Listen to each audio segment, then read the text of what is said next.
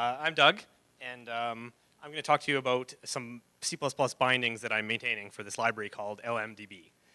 LMDB, which I didn't write, is a really cool library, and it's a database, but I like to think of it as almost like a merge of a durable database and a malloc, because it actually has a lot in common with being more of a memory manager than a database. However, it's also durable, so it is a database. So the way you use it is it's a library, and it's embedded, which means it's actually embedded into your program, and it accesses the database as a file. And it's a key value store. So it doesn't have a query language or anything like that. It's more low level. You can implement that yourself. As I said, a very small C library. It's very simple, which is one thing I really like about it. And one of the unique things about it is that it's a single value store, a single level store, as they say. So it doesn't actually do any of the caching on its own. The only caching it uses is provided by the operating system, by the page cache. And so the way it works internally is by memory mapping a file. So what are some of the benefits of LMDB? So it gives you full ACID transactions like you would expect.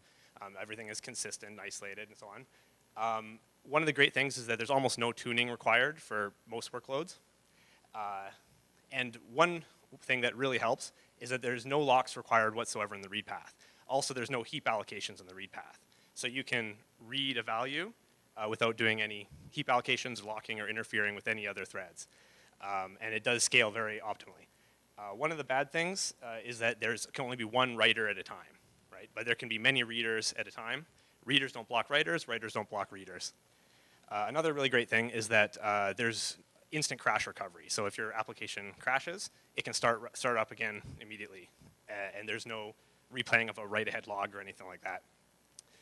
And also, or write amplification. Like if you're familiar with LevelDB, often they'll have to make several writes for the same data because it has to apply it to the log and then reapply that later on when it merges it into a level. LMDB doesn't have any like that, any write application like that. Everything is written to its final location.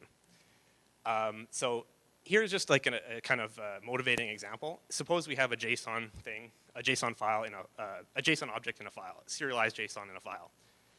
One thing that the application might like to do, this is the standard way of doing it, is it would read the JSON into memory using the read system call, and then it would decode the JSON into a bunch of separate heap allocations, and then that's what it would access, right?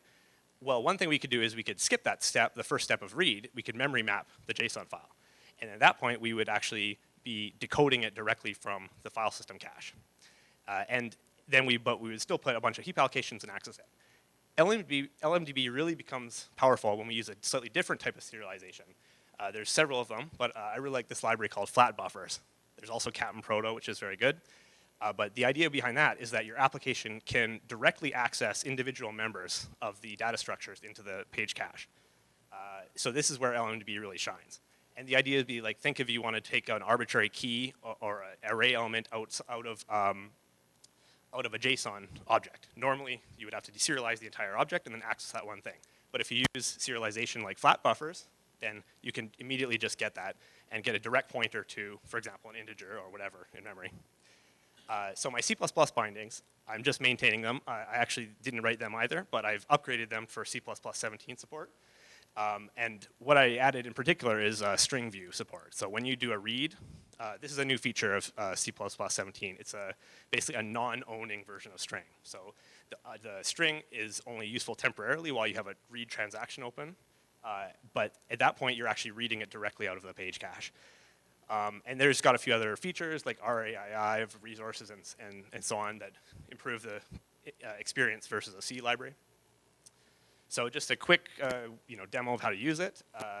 You create an environment, you pass it a directory, and there's some flags optionally and the UMask. And then the first thing you want to do is you want to create some databases. Any modifications to the database have to be done inside of a write transaction in LMDB. So even if you're creating your databases initially, it has to be inside a write transaction. So here, for example, I've created a new transaction and inside braces to take advantage of RAII. And I've created an emails database inside the environment, and then I commit that. And then next, if you want to add a record, you have to do this inside transaction 2, of course. So here you just put key value, and you commit. And then secondly, you can get the record just as easily. In this case, notice I've made a read-only transaction because I don't plan on modifying the database in here. And there's a null pointer as a second argument to begin because you can actually have nested sub-transactions. Very flexible database in that sense. And then here's where the string view comes in. When you do the get, you actually pass a reference to a string view.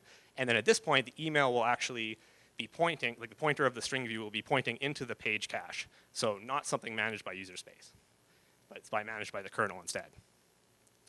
And the LMDB combined with the bindings that I'm maintaining has pretty much everything else you need to make some kind of data store engine.